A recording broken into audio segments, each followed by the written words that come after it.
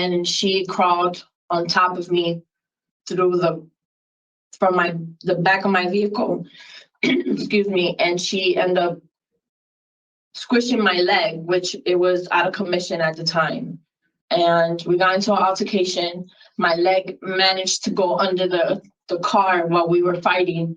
And for me to take her off of me, all I had in my hands was the keys with the tool. And the tool I used to, like, you know, open my blunts, and you know, it's a pretty sharp tool. Okay. And as me wrestling with her and trying to take her off of me, I end up using that, and that's what ended up injuring her face. Okay. So, I mean, that's just the fourth different thing. I read: a box cutter, a knife, keys, and now a tool. Box cutter, a knife, key, and now a tool. I can assure you that it is not a tool. You don't get sentenced to 6 years in prison in the state of Connecticut for assault first degree, which is really the harshest punishment straight outside of attempted murder, because you were in a so-called self-defense situation. Oh no, I had to use my blunt cutter to protect myself. No, 6 years in the state of Connecticut. You know that it had to have been bad. And anyways, we're going to jump into a Connecticut parole hearing, not just for one, but for two. The one we have after this, you might actually know her because she was infamous, but I'll get into that after this case. First, let's jump into the little box cutting self-defense. Princess over here. Let's go. Good morning. My name is Maria Pacheco, 337-237. Thank you. This hearing is being conducted in consideration of the parole application for Maria Pacheco, inmate 337-237. She is serving a sentence of 6 years and 4-year special parole for assault first in violation of probation with burglary versus the underlying offense. As of today, records reflect parole eligibility date of December 17, 2025. There is no victim input in the case. There is an offender accountability plan that has been reviewed and shows the offender's completed voices, and it's currently in Tier 2. Utilizing the Women's Risk Needs Assessment Order, the offender's overall score for recidivism falls within the moderate range. Ms. Pacheco, this is your opportunity to tell the court why you need to be granted parole. You may begin. Good morning. I'm sorry, I'm nervous. I wrote a little something. I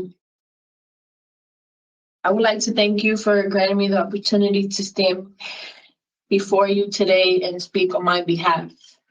I want to start off by taking full responsibilities for my actions that led me into my incarceration. I want to take the time to apologize to my victim and her family, as well as my family and my community, for the pain and suffering that they've endured. I have served 5 years of 6-year sentence in prison due to my poor choices I made back in 2020. During my time here at YCI, I used my time efficiently. I took advantage of programs and successfully completed them. I worked really hard on myself with my trauma, my childhood past, and everything else. I wouldn't be here where I am now mentally if I didn't sit with my thoughts and assess my behavior. Today, I can say I have changed so much, but only for the better. I know parole is a privilege and not a guarantee, but I hope to be given the opportunity to show my resilience. I hold myself accountable for my reckless behaviors and my past mistakes. I hope that they don't define me today as a person. Please allow me the chance to show you that I am not the same person I came in as. Today, I have the tools and skills to stay sober, maintain healthy relationships, and become a productive member of my society where I can thrive and achieve my goals. Thank you. Thank you, Ms. Pacheco. So we've read about your background, what you've accomplished since you've been inside your interview with the parole officer. And based upon that, we have some questions for you. We're going to take turns asking those questions, and we're going to talk about your case and give you a decision, okay? All right, and we're going to start questions this morning with Board Member Sazowski. Hi, good morning. Good morning. Thank you for your opening statement, and I appreciate your apology to the victim and the victim's family and your own family and the community as a whole. Those are important things to put out there right in the beginning, so I'm glad you did that. Thank you. Thank you. Let's go back and talk about what happened. So reading through the documents, your explanation of what happened and some other reports, there's a couple of things that are unclear to me. So the conviction indicates that you cut the victim with a box cutter. There's also some mention that you had a knife in your hand at the time of the incident. But in your interview with the parole officer, you said that you hit your friend with some keys and it caused these injuries. So I'm just trying to clear up what transpired. How did the victim get injured? Okay, so we had gotten into an altercation. I was in my car and we were smoking and Now, you were smoking PCP. When you say smoking, I'm just assuming that. Yes. So you tell me okay. yes, it was PCP at the time. And in my keys, I had like it's like a tool, but it's like sharp. It wasn't a knife, it wasn't a box cutter, but it had like a pointy, sharp tool on my keys. And we got into an argument. I was injured at the time, and she crawled on top of me through the back of my vehicle, excuse me, and she ended up squishing my leg, which it was out of commission at the time. And we got into an altercation. My leg managed to go under the car while we were fighting. And for me to take her off of me, all I had in my hands was the keys with the tool. And the tool I used to open my blunts and, Okay. It's a pretty sharp tool. Okay. And as me wrestling with her and trying to take her off of me, I end up using that. And that's what ended up injuring her face. Okay. So, I mean, that's just the fourth different thing. I read: a box cutter, a knife, keys, and now a tool. So let me ask you this, because it almost sounds like in your description that you were claiming when you spoke to the parole officer that this was like an accident, but everything else sounds like it was like you intentionally assaulted the person because you were fighting with the object. Do you consider this to be an accident? It was an accident. Yes, it was. Okay. You know that the charges you're convicted of, that's not related to assault first, is not related to an accident. That's an intentional physical assault of someone. You understand there's a difference between those two? Yes, and I'm not proud of what I did because I didn't just hurt myself in the process. I hurt her and her family. And that's something that I've been living with full regret. Okay. Thank you for clearing some of that up for me. And you talked about the regret and, you apologized to the victim. You completed the Voices program, right? Yes, tier 2 as well. I graduated Wednesday. Let's talk more about the Voices program because that had to do with victims, right? Mm-hmm. How do you think your actions have affected the victim? Like what kind of things that you think are they experiencing since this is all happening? I mean, I know it's a ripple effect of my behavior towards her and her family. I'm pretty sure she's scared and was horrified. It was not something that I can say I'm proud of doing. I think that it just didn't affect her, affected her family, her kids. And I mean, I hurt somebody, and that's something that I have to deal with. I'm not proud of myself for that person. I affected her in so many ways, and I could just put myself in her shoes. Yeah. I'm not proud of it. Mm-hmm. But I think I've used my time here to work on me so that I can be better. Okay.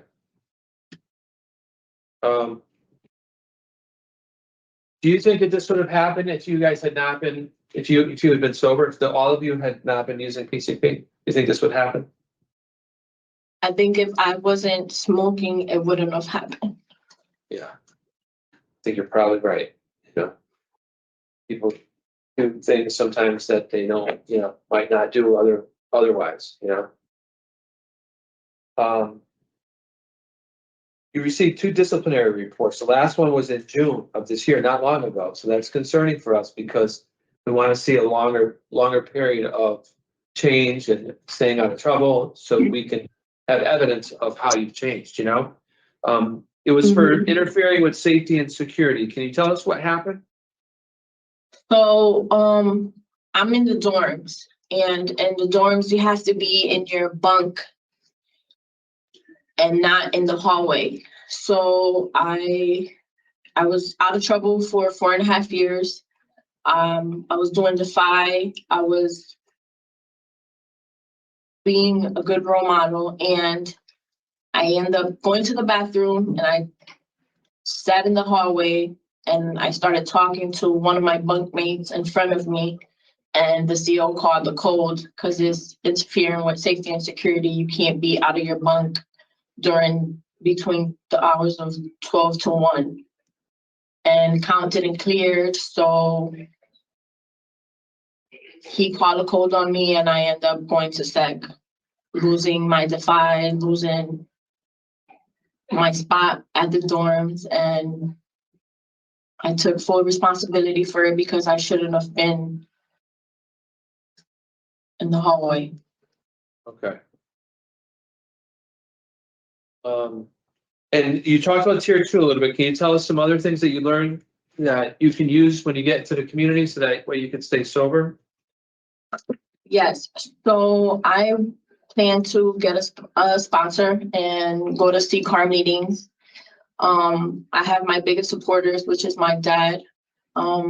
He's been there for me. I also want to enroll back in school and therapy. I feel that being in tier 2 has opened a lot of can of worms, working on my childhood and how to express my anger, self-control, and personal growth. But I still feel the need that I need to continue to work on myself, because me losing my sister has opened my eyes to just wanting to be better and giving back to my community for what I've done. So I think that me seeking for more help is valid today than when I first got in here, that I thought that asking for help was me being weak, but today being in tier 2 and living in balance has helped me not just better myself, but wanting to make more moves for me to be a better woman. Okay. All right, well, that was helpful.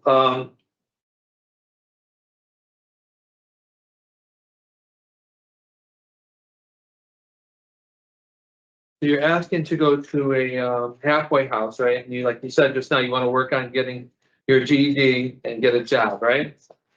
Yes. Have you talked to the victim at all since any of this happened? Well, she was here recently, and I was attending school at the time, and I had stopped her in the hallway or at the school, and genuinely and sincerely, I apologize. But I know at the time I was expecting her not to accept my apology, because I hurt her. Like, Yeah, it's pretty serious injuries from what I read, you know. What did the victim say? she just stared at me and she didn't say nothing. You were friends with this person for a long time or no? We were friends for like 2 years, yeah. Yeah. And when all this happened, you were already on probation, right? Yes. So were they drug testing you while you were on probation? Yes. What was happening? And I was giving clean urines into that incident. But you were using PCP. Yes. All right. Well, thank you for answering my questions. I'm going to see what my colleagues have to say, and then we're going to go from there. Thank you, Mr. Chair. Thank you, Board Member Sadowski. Board Member Keys. Thank you. Sorry, I'm reviewing, I had a whole lot of questions in, but my colleague asked many of them, so. You completed the biohazard cleanup program and the culinary arts programs. Are you looking to do either of those as employment when you release? Yes, I like cooking. You like cooking? Mm-hmm. And you had started the parenting program, but after a week you were discharged without prejudice. Can you explain what happened there? My sister got into a car accident and she died, and that's basically who raised me. And I went into a really bad depression, and it took a lot of the COs and everything to work with me to get out of it. And I just wasn't in the right state of mind.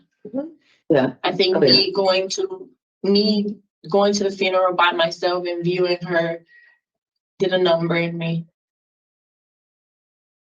Why did that happen? Happy to hear. It sounds like despite being where you are, you had some support. So in an unlikely place. So, and hopefully you were able to go through it sober, process it. You know, so it'd be good skills, learn to process grief and depression and devastation sober, and hopefully, as things happen in your life moving forward, you'll be able to replicate those strategies. That's one of the reasons. Yeah, and that's one of the reasons when I go home, I want to go back to therapy because it's needed. Yeah, I think that's a great idea. I think that's all I have. Yeah, thank you very much. I appreciate you answering our questions. Thank you, Sir Chair. Thank you. Mr. Ch0m0, I just had really one question. So I looked at your substance use and, I heard you talk about CCAR and CCAR meetings, but when you were asked about your recovery plan, you said that you wanted to go to Al-Anon. Yeah. I go to Al-Anon here as well.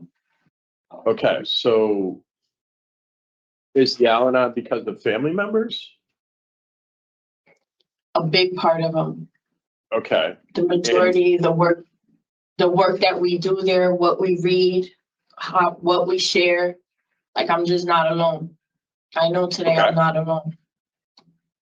so you've lived with addiction, right? Yes. From Yes. others in the family, okay? And Yes.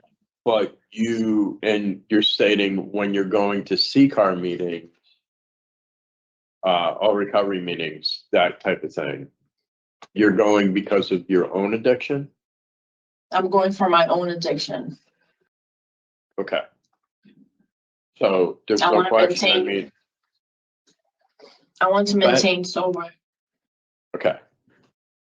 Because the PCP, it's like nothing good ever happened on PCP. Ever. I'm living by it. Right. No, and that's the thing. It's like, getting out into the community and staying out there is really about making sure that you have the things in place so that you can be successful. Mhm. So You're right. I'm glad that you're dealing with both. They say out here, I guess that's a double winner. I'm trying my hardest. That's what they call that. Go to Al-Anon and a program yourself. That's a double winner, Mhm. right? Yes. I don't have anything further. Board member Sebastian. Okay, so we're gonna talk about your case now, and then we'll give you an answer in a minute, okay?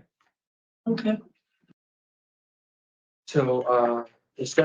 Ch0m0 was here for a very serious assault first. This took place while she was on probation for burglary first, another concerning charge. She sounded pretty good today. She's a medium risk.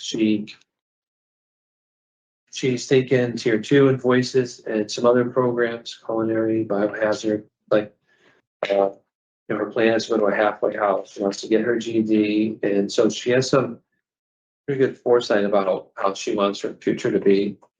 But I hear from her when we're talking to her that she's like a work in progress. She's still trying to sort out some of the things.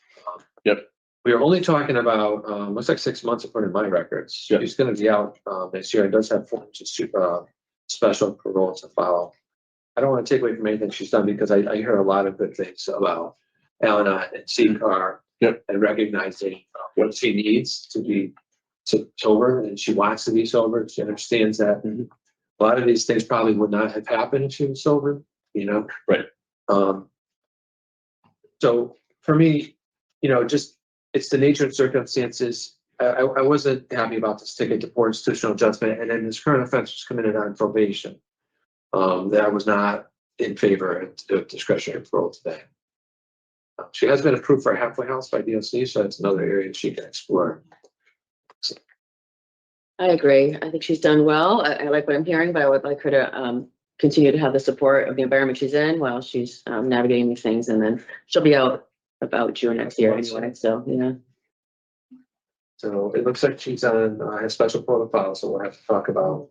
So I have no alcohol, because that was part of the offense, halfway house, mental health evaluation and treatment, and no contact with TS. I had a JM that's from the underlying offense. Yeah. So that's the VOP. Right? Yeah. So that's a general no contact. Yeah. Yeah. JM. And then how do you feel about anger management? That's a good idea. She stabbed this person pretty good. Yeah. I was thinking, I actually Therapy. put some thought into that, where it's like with the mental health evaluation and treatment, Mm. I think they're gonna point out like what she might benefit from. Excuse me. I'm fine with that. That makes sense. Right? I mean, my concern is that, you know, her criminal history does have a, even though it was a while ago, there's a previous assault, Right. you know? Yeah. The third, yeah. Yeah, it's been a long time. Yeah. Mm. All right. So nature and circumstance, current offense committed while on probation and for institutional adjustment. Sir. No alcohol, halfway house, mental health evaluation. Treatment is deemed necessary. No contact with victim, TS, and general no contact with JL. I actually didn't have alcohol on this one, which is funny, but did you have alcohol as well? You did not? It's okay, no. I I just heard her Not talk. seeing it, Did it? but she did talk about it, okay. I thought the alcohol was within, it's in the description of the, Oh, were they drinking and smoking? that's what, I think maybe the victim said. Oh, yeah, Patron. Patron. Okay. Okay, she's talking about. Yeah. yeah, no, I think she'll do well when she gets out. Yeah. So regarding Marilee's Pacheco 337237, I move to deny parole based upon the nature and circumstances of the current offense being committed while on probation and for institutional adjustment, and further to set the following special parole conditions: no alcohol consumption, halfway house placement if necessary, mental health evaluation and treatment is deemed necessary, no contact with victim, TS, and a general no contact with JM. Is there a second? Second. Those in favor signify by saying aye. Aye. Those opposed, no. The ayes have it. Mr. Checo, so we weren't able to give you parole, but we did notice you're also approved for community release through DOC, right?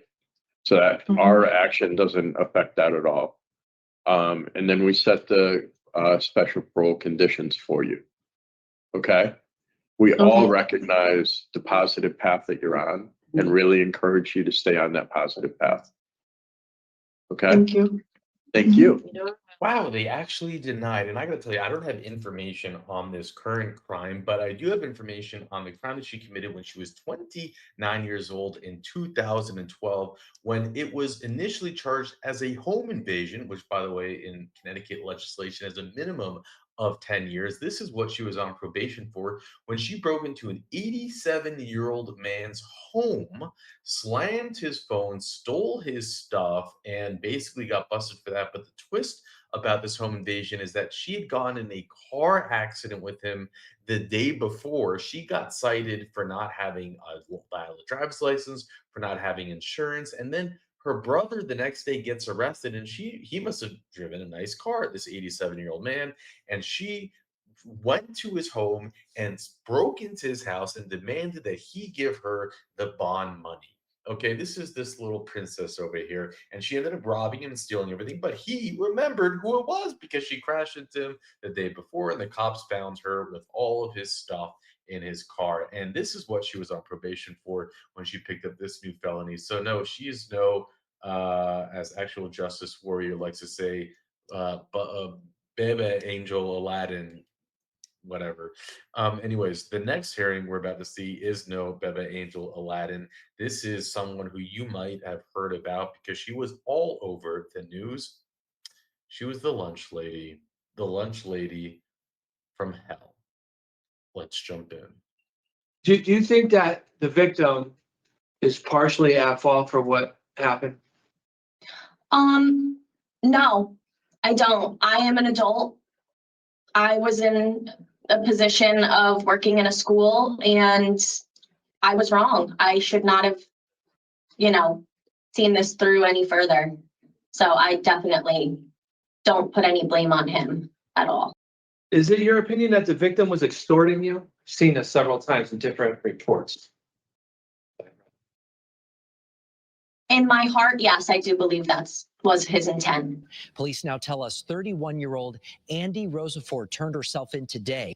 The investigation started last month when a parent reported that a student left a party to meet an adult woman and believed that meeting involved a encounter. During the investigation, the victim confirmed that to police and talked about messaging with the teacher on social media and exchanging explicit pictures.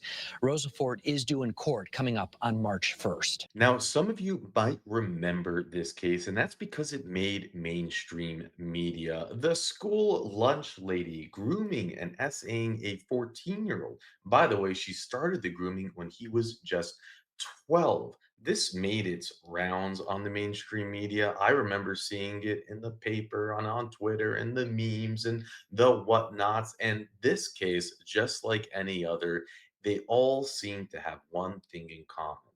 And that is a woman who still blames the victim, the child. In her parole hearing, she will actually claim that he extorted her. You will hear her make a million Freudian slips where it goes on that she will forgive him for what he did to her, so on and so forth.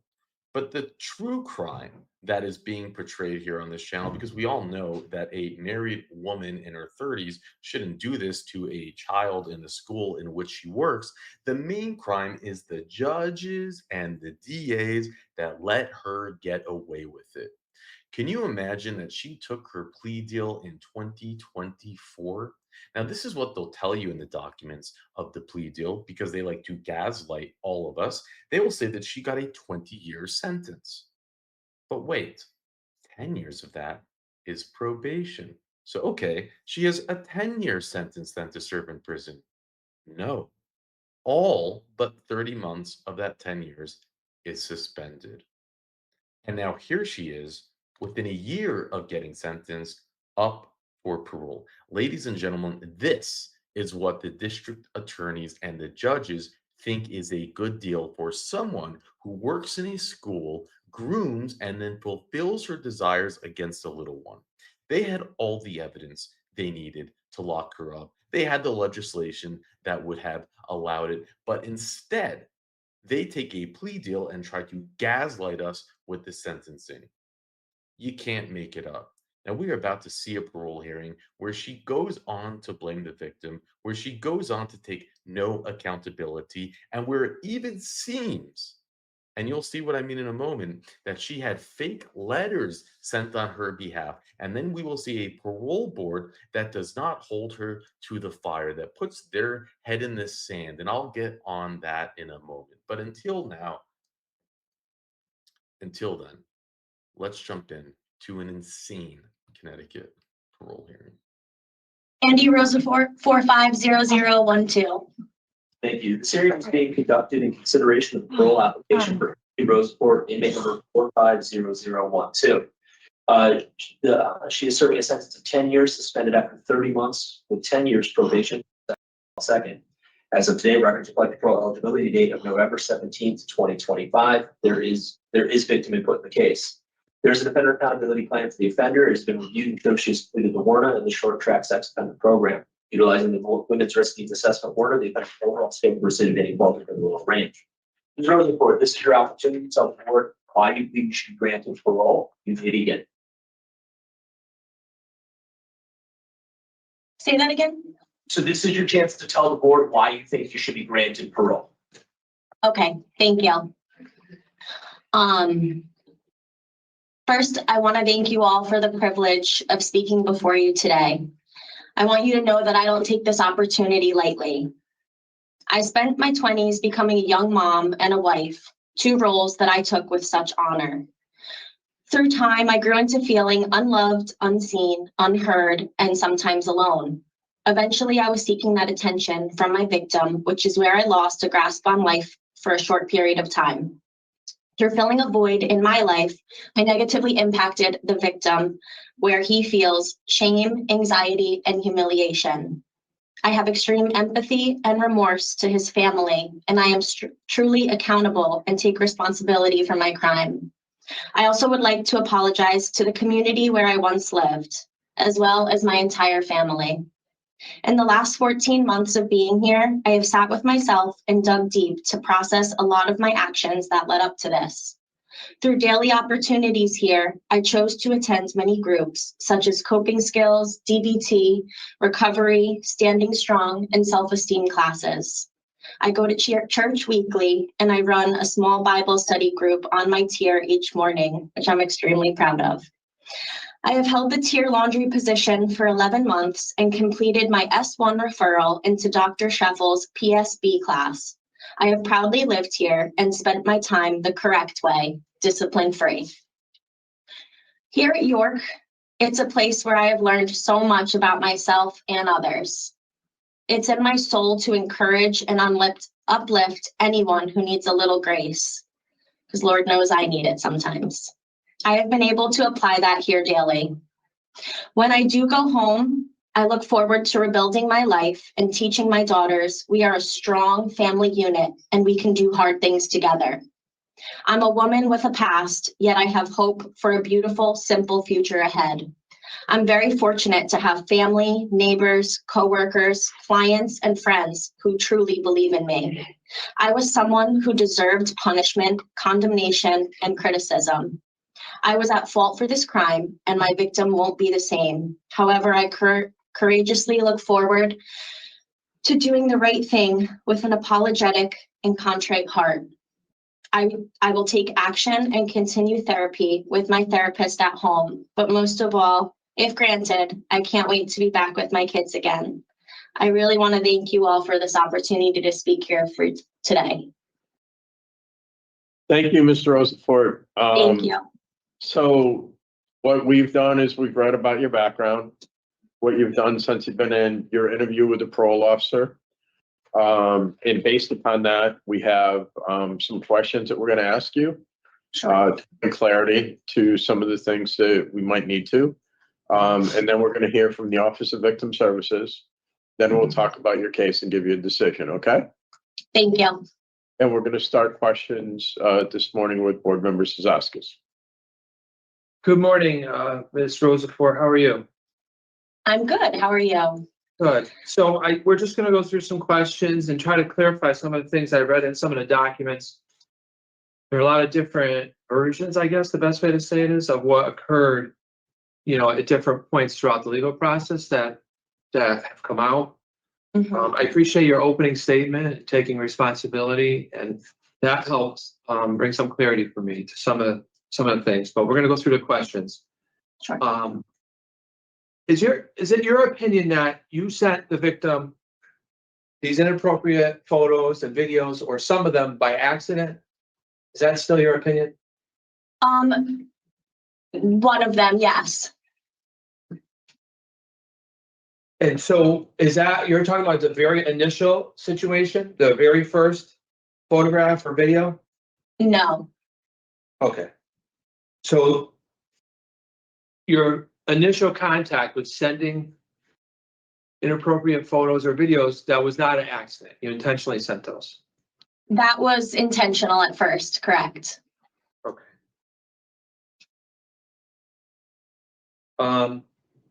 Did you ask the victim to send you nude pictures of him? Did you No, ask? Have you read the police reports? You're aware that that's part of this, that has been stated? I am aware that has been stated. So you never requested, your opinion, what you're saying today, is that you never requested nude photos from the victim of himself? No, I did not.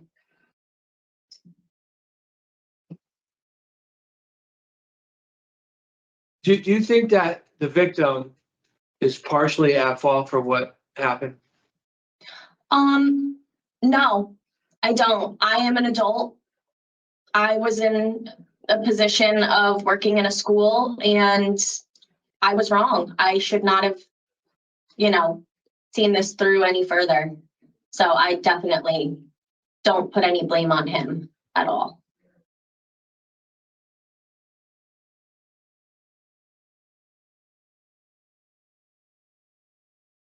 Is it your opinion that the victim was extorting you? I've seen this several times in different reports. In my heart, yes, I do believe was his intent.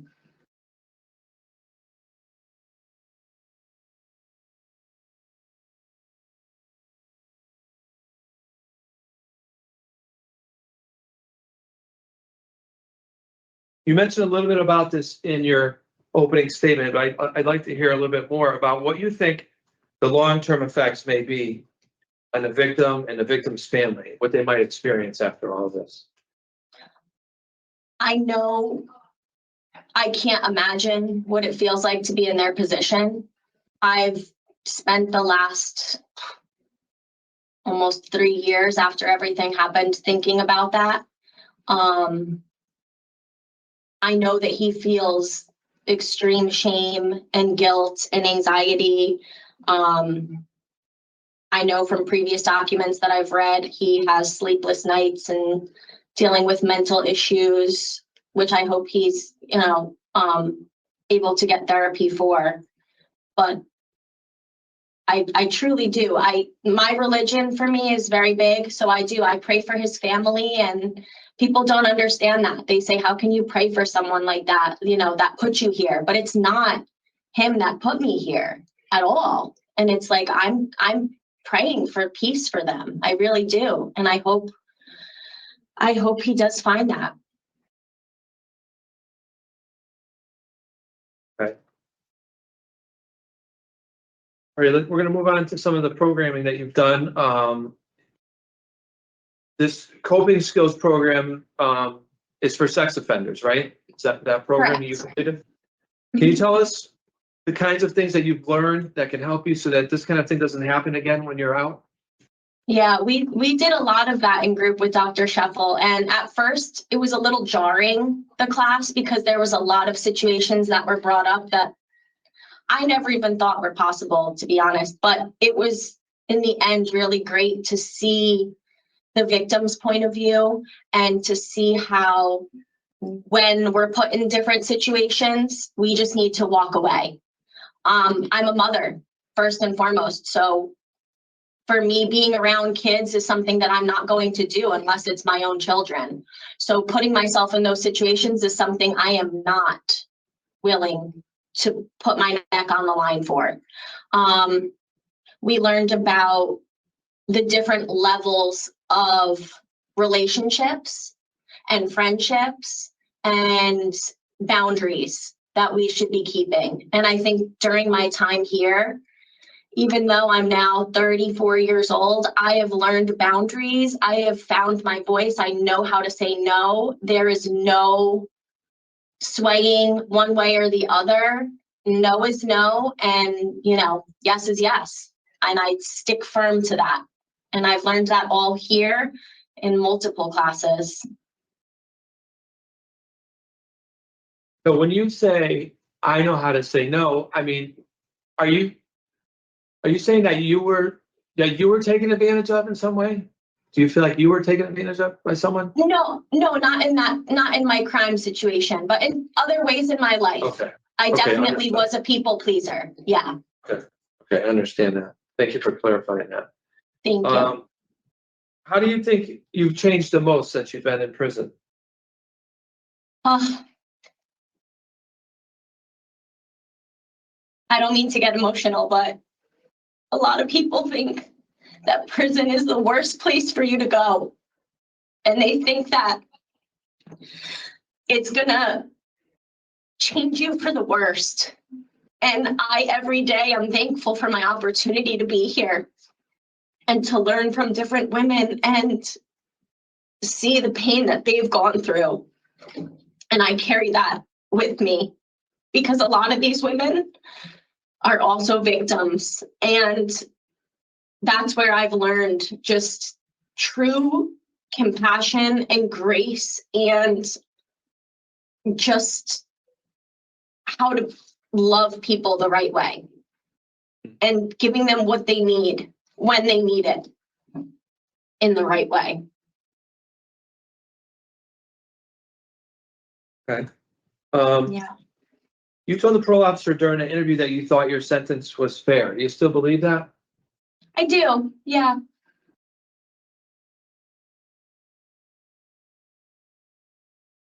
Okay. You're on the waiting list, it looks like, according to my records, for the New Thoughts program and the Voices program. Have you heard anything about when they might start? No. I've been eagerly waiting for 14 months, wanting to start it because I hear the New Thoughts program is great, but I have not heard back yet.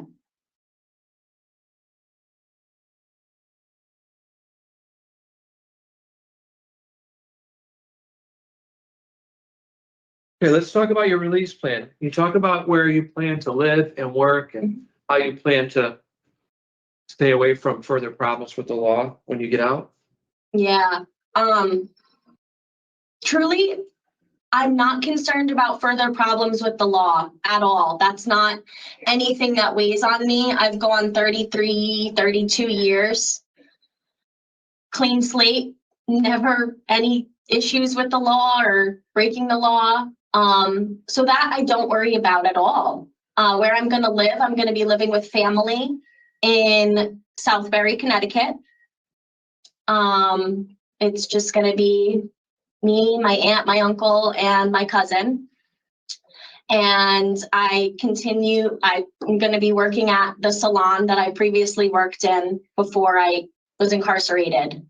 And I know they're eager to welcome me back. I'm very blessed to keep in touch with my boss, and she comes and visits me, and they're eager to get me back. And, I can't wait to see all the clients and everyone else who's been praying and uplifting me through these last 2 years.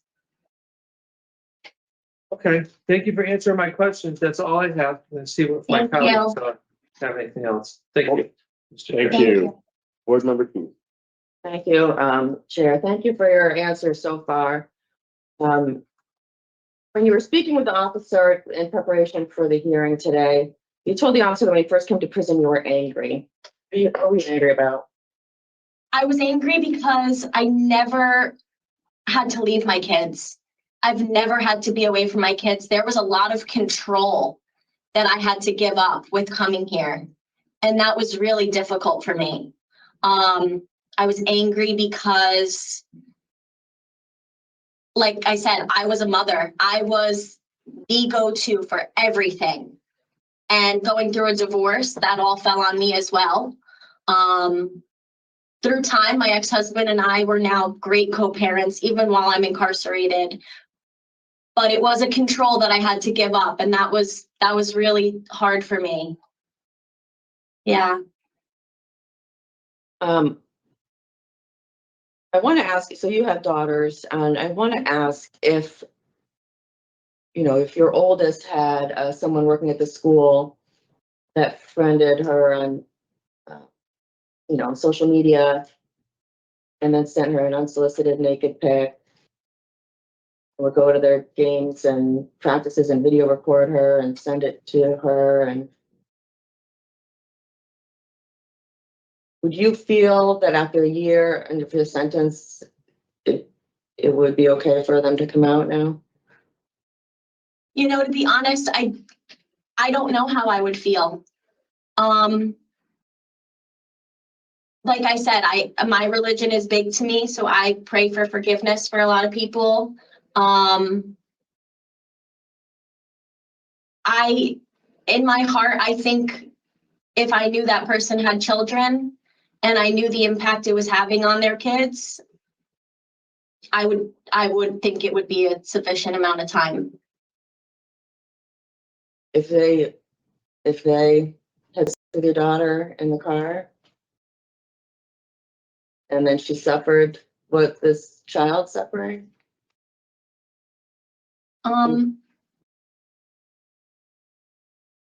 Again, I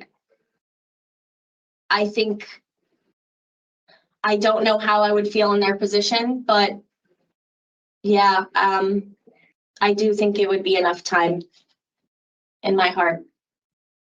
When you were in the community awaiting trial or trial was going on, were you how were you talking about this with people in the community? You know, if people asked you about it and you're posting on social media and stuff, how are you, I guess, talking about this? Were you being honest and acknowledging responsibility? As per my lawyer's request, I did not speak about it at all. When people asked me, I kept my mouth shut and I let it all unravel in court and in the paper, however it fell. I didn't stay in the community. I left. I went to my parents' house. It'd be nice to be with parents at a time like that. It was everything. Yeah, I'm very lucky. We did see receive at least 15 letters of support for you. I did want to ask did you help people with the language for the letters? Did you send them key points to mention or? No, I only know of 4 letters that I think my parents, maybe my aunt and uncle, and my boss sent in. But I haven't talked to anyone else. Yeah. I think your network probably worked with each other because there was very similar phrases and words used, and one actually had at the top the list of points I think they were supposed to make, and then the letter that incorporated them. And then I noticed those same words and phrases were used in other letters. So I was just wondering. Yeah, I don't know. I didn't know there was 15 letters, to be honest. I only knew of the 4. Yeah, it was, you do have a lot of support, which is wonderful. And hopefully that will really help you when you do a transition home to further your self-work and reintegrate and hopefully remember this victim, as well. And send him grace. One other thing, and I don't know if it's really a question. So the place you want to return to, your aunt and uncle, sounds wonderful, and they did submit letters, but it was mentioned it is a 55 plus community. And so I was wondering if you guys have all looked into whether you're allowed to move in there. And, right. So, and that's, I guess, more. Yeah, did they ask? Yeah, so that's not where my aunt and uncle live. That was a second option. That was for my grandparents. That was my first option, but because it was a 55 and up and because it's an HOA, I didn't want to risk, the process of being denied and then going back. So that's why I chose my aunt and uncle, and they were gracious enough to offer me to stay there. So yeah. Okay, thank you. I just wanted, I didn't want you to get out and then realize it'd be an issue. Oh, I know. I'm really, thank you. Okay. Thank you for answering my questions. I appreciate it. Thank you. Okay, so Ms. Rosefort, your portion is over and we're gonna hear from the Office of Victim Services. You can't interrupt during this time. No problem. Then we're gonna talk about your case and we're gonna give you a decision, okay? Thank you. Good morning, Ms. Vasquez. Could you help us here, please? Good morning, Chair and board members. I had the opportunity of speaking with family members of the victim, and they have asked me to read this letter, 2 letters on their behalf. Good morning, board members. I am writing to convey the profound impact that Andy Russellfort's actions have had on my family, and most importantly, on my son. Andy friended my son on Snapchat when he was just 12 years old. At 12 years old, I'm going to use victim's initials. M was a fun, loving, kind-hearted child whose presence filled our home with laughter and joy. Our house was once alive with the sounds of his friends and the warmth of shared memories. Sadly, that vibrant atmosphere has now been replaced with an emptiness that weighs heavily on us all. Although he continues to arrive at school each day, beneath that stoic facade lies the weight of his hidden depression. Articulating this tragedy's impact on our family seems nearly impossible, and we recognize that it will be a lifelong process. My son was a child who consistently demonstrated kindness and empathy, even earning a kindness award in 5th grade. He was the kind of kid who saw the good in everyone and gave his trust freely. Andy exploited his trusting nature, which led him into a dark and confusing place. Her manipulation and deceit have isolated him from his friends and shattered the close-knit family dynamic we once cherished. Excuse me. Our home now feels silent, devoid of the joy that our son's presence once brought. The friendships that once brightened his days are now distant memories, and he struggles to find support in a world that feels increasingly alien to him. He is now a shadow of his former self, unsteady, confused, and alone. This profound change has deeply affected our entire family, leaving us grappling with a reality that seems almost unrecognizable when we look back at old family photos. Instead of enjoying social events and the excitement of what lies ahead, his high school years are marked by solitude. This will define his high school memories. His spirit was crushed not just by the betrayal of someone he trusted, but also by Andy's continued disregard for his well-being. Even after her arrest, she showed no remorse for her actions. Instead, she persisted in parading around town, spreading lies and misinformation that further wounded him and our family. Her social media posts, flaunting her court date outfits and boasting about her supposed strength, have been a painful reminder of her indifference throughout this ordeal. Her behavior has only deepened the scars she has inflicted. My son is a sweet, trusting, and sensitive kid who made one grave mistake by placing his trust in the wrong person. He is now struggling to navigate a colder and more hostile world. The joy of high school, the excitement of friendships, and the simple pleasures of youthful experiences have all been taken from him. He is left with no friends, no confidence, and only a hollow shell of the vibrant child he once was. As a family, we're working tirelessly to rebuild his confidence and restore the pieces of his shattered self. We hope to remind him of the kind, caring, and funny boy he once was. But that journey is daunting. It would have been meaningful to see some genuine remorse from Andy, to acknowledge the damage she has caused and the hurt she continues to perpetrate. Instead, we are left with the painful task of picking up the pieces and trying to mend his broken spirit. This statement conveys the deep impact Andy's actions have had on our lives and the challenge we face in helping our son heal. So I ask you this: why should she be shown any remorse? Why should she be granted freedom when we all have been and will continue to be imprisoned by the pain she caused? She is a calculated predator and should not be granted parole. Thank you for your understanding and consideration. The next letter reads like this. Dear board members, I am writing to you regarding the possible parole of Andy Rutherford. Andy Rutherford sexually assaulted my child. There is not enough time nor space to express the devastating impact her actions have had on my son, our family, and our community. Instead, I will be brief and concise. Andy Rutherford is a calculated predator and a threat to society. Her crime against my son was not a momentary lapse in judgment. It was a prolonged, calculated, patiently executed assault. This is a dangerous person. She has shown no remorse for her actions.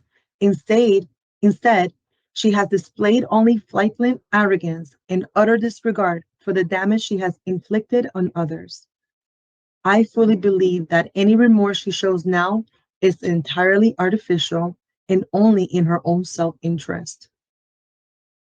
Andy Rutherford put us all in prison the night she assaulted my child. We will now be here forever. She should not serve a minute less than that generously lenient sentence she was given. To do so would be an injustice and an insult to my son, our family, and the justice system that she made work so hard to put her where she is. Thank you, board members. This is all that I have for this case.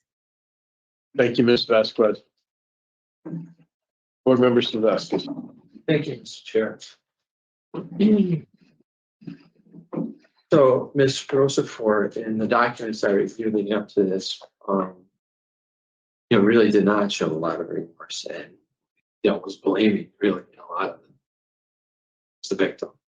But today she came forward and I was happy to hear that she was able to express what she's learned in programming and how she feels remorse. She apologized to the community in general and some other good things. So I thought that was a positive.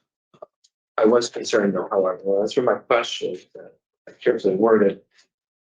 She still is blaming the victim and could not hold back from saying her belief that she believes the victim was extorting her.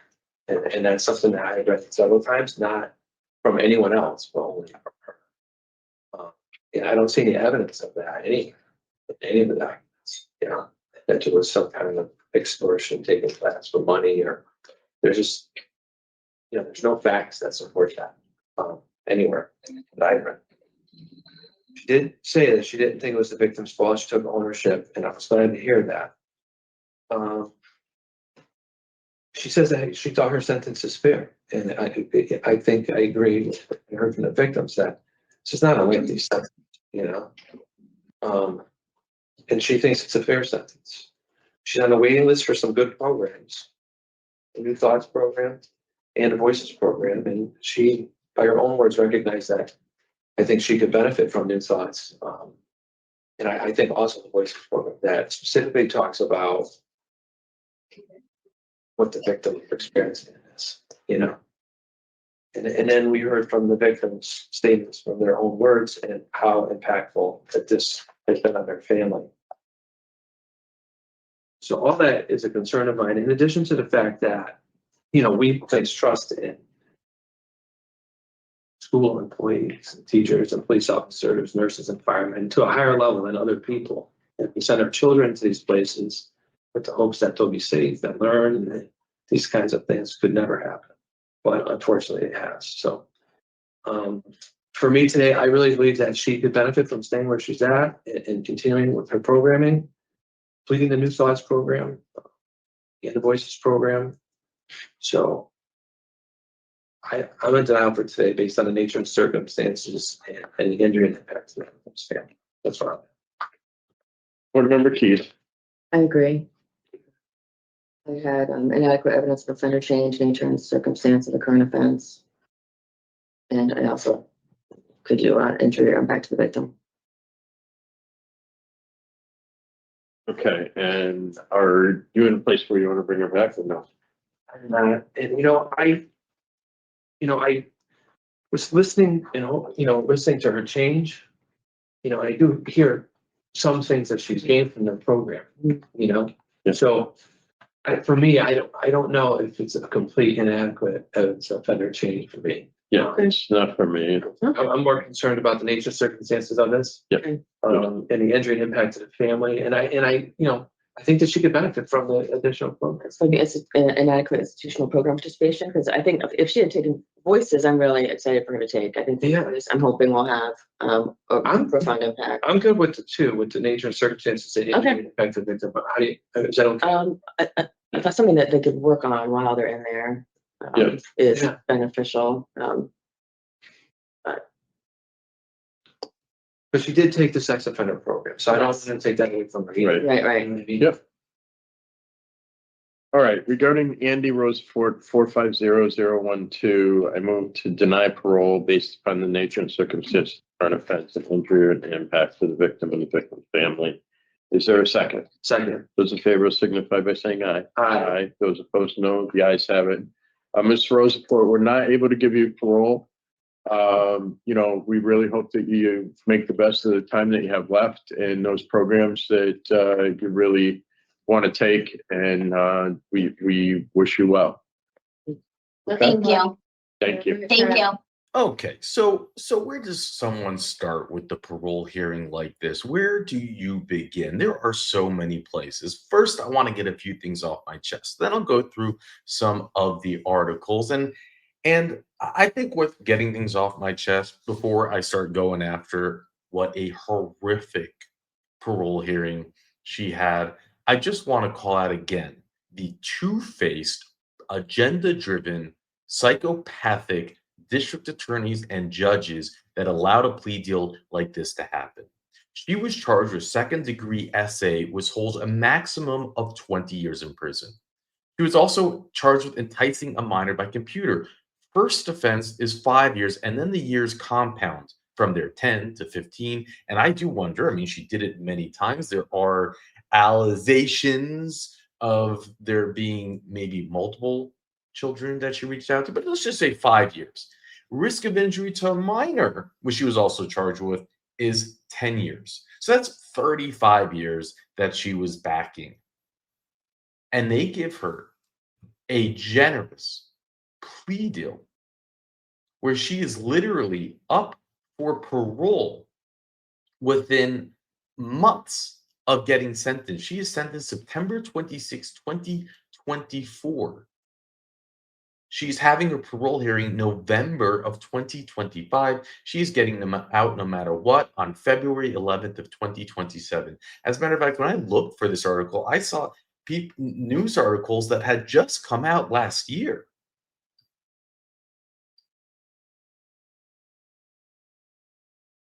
That's insane. I have 3 children. My oldest is going to be turning 11 years old. Do people who have children, they understand that when the amount of work you put in your child to protect them and to guard them. My child, he doesn't watch kissing movies on TV. I mean, there's a certain way that I raise my children, and then to have someone in a school do something like this, and they view it as a slap on the wrist sentence. How is that possible? What they are doing to a child, it's insane. And again, it's how can a judge and a DA agree to this? And they will use the excuse, we don't want to put the child on the stand, but it's BS. She'd be serving more time on the minimum sentence of enticing a minor by computer.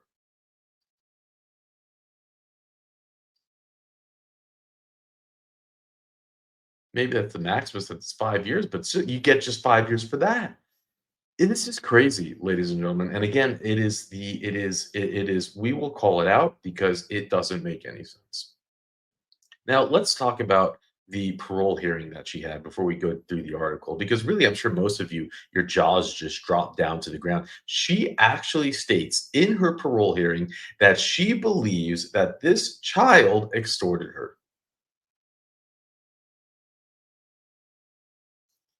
And the parole board, although they caught it and even mentioned it in their deliberation, didn't think that that was enough to put on her official document, on her record, that there had not been signs of offender change. No, they felt that she had changed.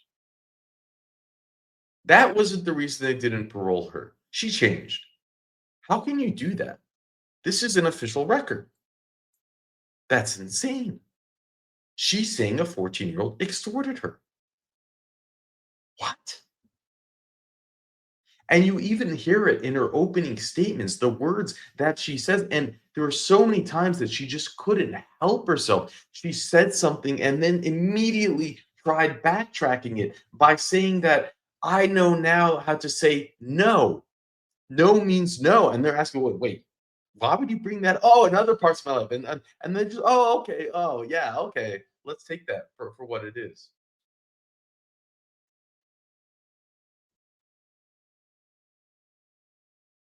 When she straight up denies that she didn't ask him to send photos, which is all in the records that she did. When she actually says the words, I pray for him. And people ask me, why would they say that I pray for the person who put me here? And I say, oh, I put myself there. Again, you know that she believes that is his fault. You know in her heart and in her mind, she believes she's the victim.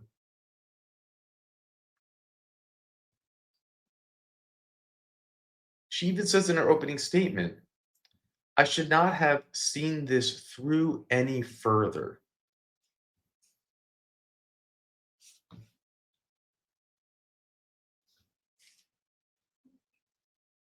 And then I think like the biggest insanity, not the biggest, but it's up there. When you have hearings like this with lizard, humanoid type people, you get a lot of things that just it melts your brain because you don't know where to go with it. But it turns out that 15 letters were written.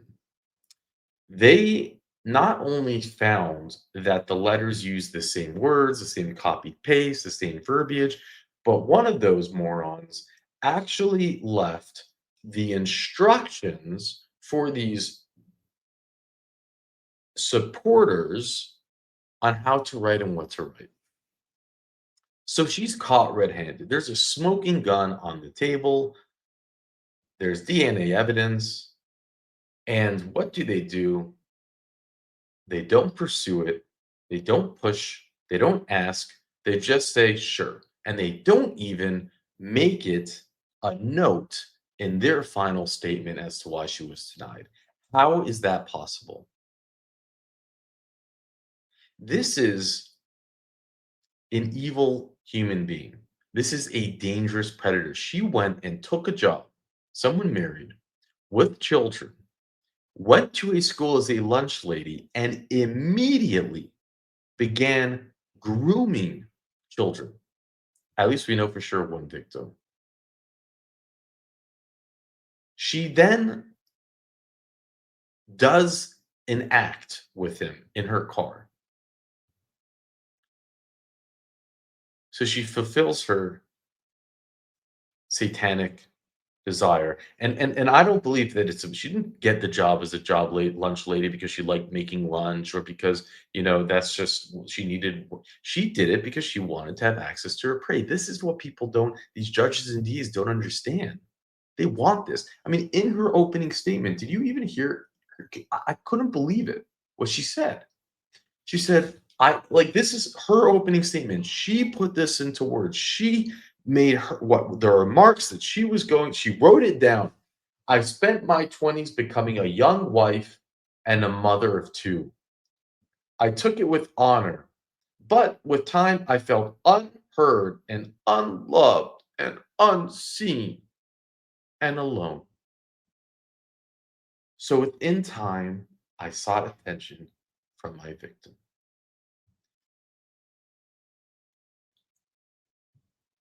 You can't make it up. I mean, these are things that, How is that? How is that something that you would actually put into words? You felt unloved by your husband, so you groomed a 14-year-old? What? Like, that's not like, if you wanna use it as an excuse for an affair, okay, that could be your opening remarks. But this doesn't make any sense. It's a child. What are you saying?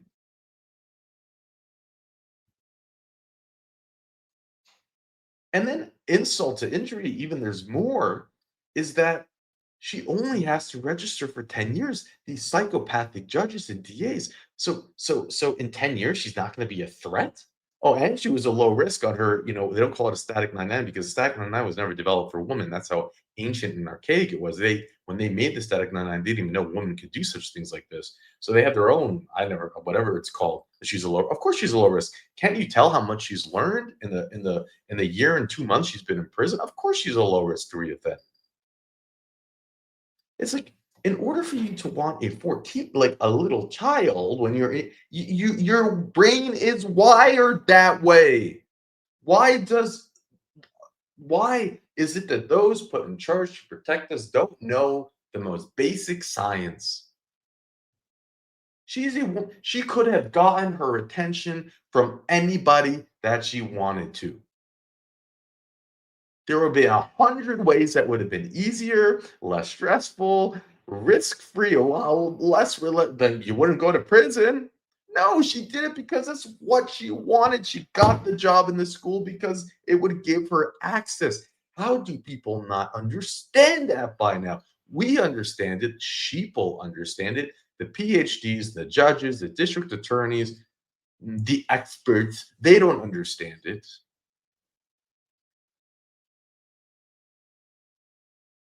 It's exhausting. It's exhausting to see this over and over and over again.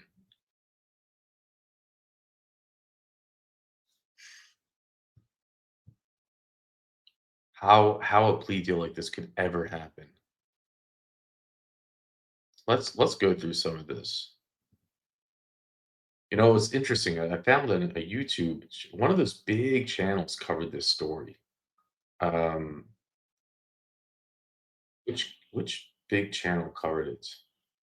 Uh, And I wasn't gonna play. I mean, they just like did the whole interview thing on it, and oh, this because it was a story. It's like a lot of clicks when it happened. Here's this woman, this lunch lady, law and crime. They did a story on it, and they did this story on it a year ago. 760,000 views. It's just I guess I can share like a second just so you can get. Maybe you've seen it. I'll share like a clip of it, and I'll put a link if you want to see the whole thing. In the description here. A lunch lady in Connecticut has admitted that she was a teenage boy, and now she's pleaded guilty to 2 felonies. And it all happened right before she was supposed to go to trial. Welcome to Sidebar, presented by Law and Crime. I'm Elizabeth Milner. 33-year-old Andy Page Roseford, a cafeteria worker in Danbury, Connecticut, entered pleas in state court on Thursday, which means she'll avoid having her dirty laundry aired out during a trial. It was set to start this week. Now, she did admit to actually assaulting a 14-year-old boy.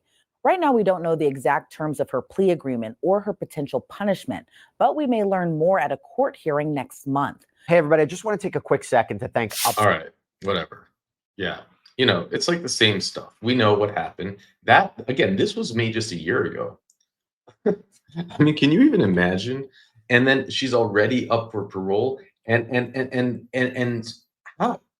Again, how?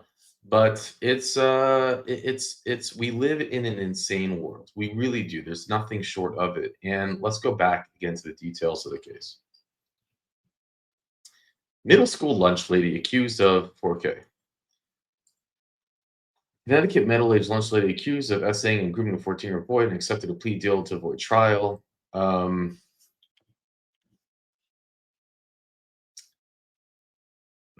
love how they say it. Accepted a plea deal to avoid trial. Again, who is that written for? It's not accepting a plea deal to avoid trial. She accepted a plea deal because you gave her a sweetheart deal. She pled guilty to second-degree essay. Thank God her husband divorced her. I'm so sick and tired of many don't, right? And she takes credit too. And we're doing a great job co-parenting. Shut up. I hope she does not have any access to her children. Can you imagine? Well, as soon as her daughters get older and the boys are the same age, like how do you manage that? Don't the parents have a right to know? No, but she can be off the registry when they're like, who knows? I just, oh my God. Um, I'm hearing more of a trial on Thursday. Hearing Danbury State Court according to Connecticut. Da, da, da, da. Okay. A lunch aide for the Newfield Middle School as Roosevelt allegedly sent illicit photos to a student she met at school. Roosevelt had been facing charges of second-degree SA, risk of injury to minor, enticing a minor by computer. The New York Post reported on the terms of her plea deal are unclear, but that she would avoid trial, that she was scheduled to begin this week as a result of accepting a plea deal. That means they picked the jury, they did all of that work, you know. The Post said attorney William did not respond to the paper's request for comment.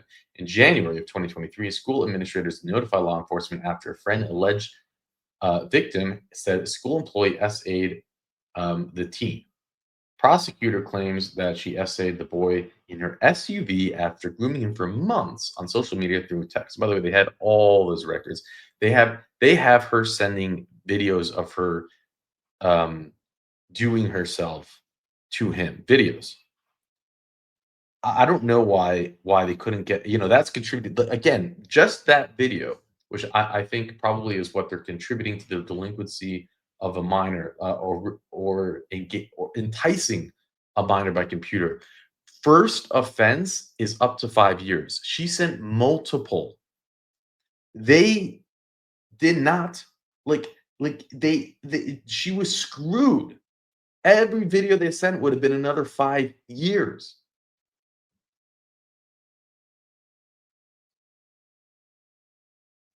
Citing an affidavit previously reported, the student told police that Roosevelt had been in lunch aid when he was in the 8th grade. The teen allegedly added that she had been talking to him for 6 months through Instagram and Snapchat. The alleged victim reportedly told investigators that he received messages from her that read, "You want to see something?" He claimed that she then sent him a nude photo of herself. Boom, 5 years in prison for that. The teen asked the lunch aide if she sent the explicit photo by accident, and then she sent him a second one. Boom, 10 years if they were to serve the maximum. Each is 5 years. It's actually more. For a second offense, you get the time goes up actually. Okay.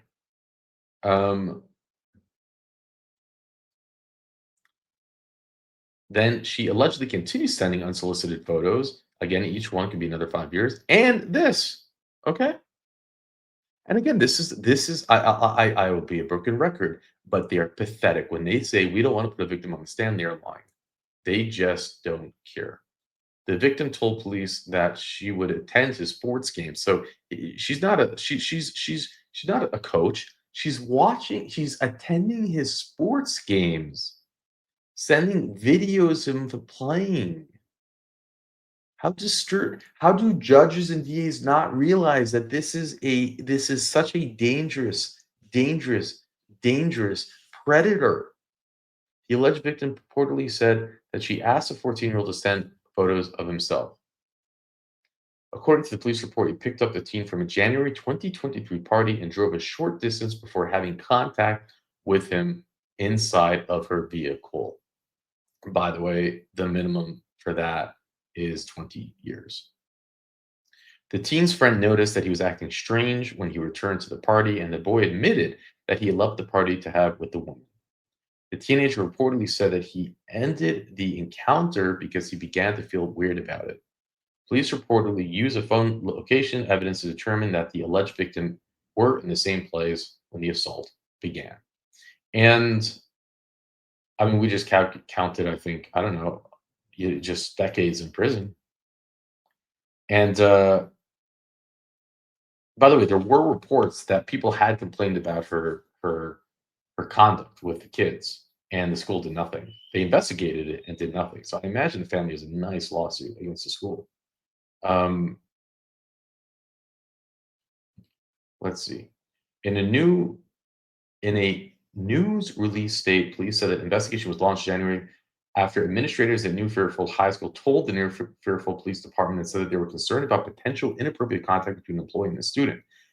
The multiple reports indicate the student was 14 years old, and others noting that she was a lunch aide.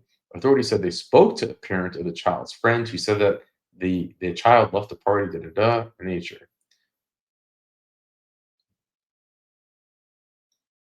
State police said that the victim told them that he was communicating through private messages. Okay. The child also said that he, in fact, left park to meet. Okay. Investigators then found explicit messages on phone. I don't know. Where is it? That other article.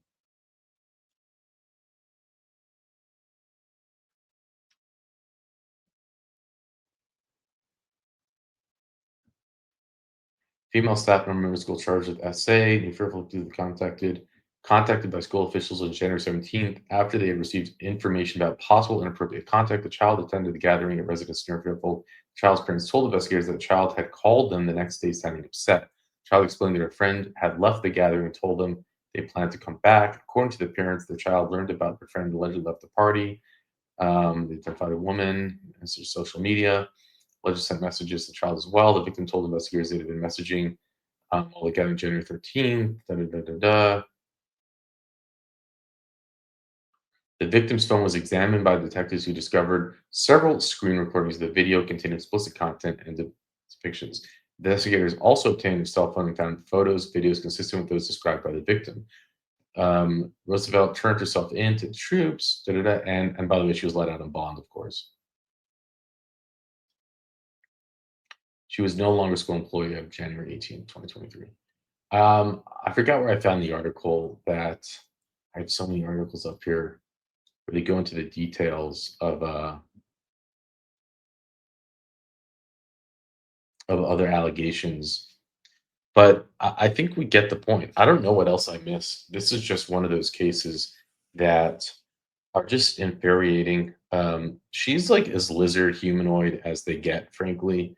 And I wish that the parole board would have just ripped her a new one. Really, I mean, you can't. Thank God Mike Pohl didn't want to grant her anything. Thankfully, Mike Pohl was a middle school history teacher.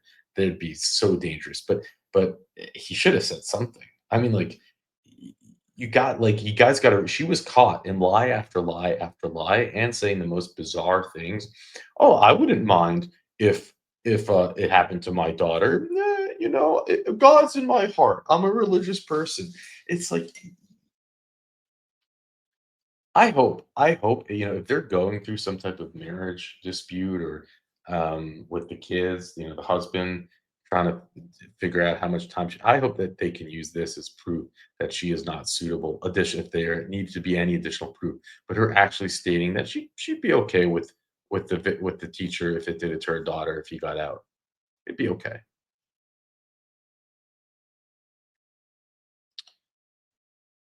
For someone to do this, the amount of how rotted your brain has to be. She knows she's going to get caught. She doesn't care the damage that she's causing to the child. She believes somehow that the child's at fault. She should have said, no, he extorted her. This is things in her mind. Of course, it's not true. There's no reality to it. But she's willing to to go to prison, blow up her reputation, blow up her family, destroy her marriage, destroy her kids' reputation, not be like to blow it over because she needed to fulfill a fantasy. But there are those psychopathic, that's the only reason why she can't help it. She just needs to. And she will do it again, in my opinion, because as you can see, she cannot make decisions that will protect her. What makes you think she's going to not make the same decision again? Just be smarter about it. I don't. The whole thing is so disturbing. And there you have it. With that, I'll let you go. He is now a shadow of his former self, unsteady, confused, and alone. This profound change has deeply affected our entire family, leaving us grappling with a reality that seems almost unrecognizable, when we look back at old family photos. Instead of enjoying social events and the excitement of what lies ahead, his high school years are marked by solitude. This will define his high school memories. Andy Rosafort is a calculated predator and a threat to society. Her crime against my son was not a momentary lapse in judgment. It was a prolonged, calculated, patiently executed assault. This is a dangerous person. She has shown no remorse for her actions. Instead, she has displayed only flightless arrogance and utter disregard for the damage she has inflicted on others. I fully believe that any remorse she shows now is entirely artificial and only in her own self-interest.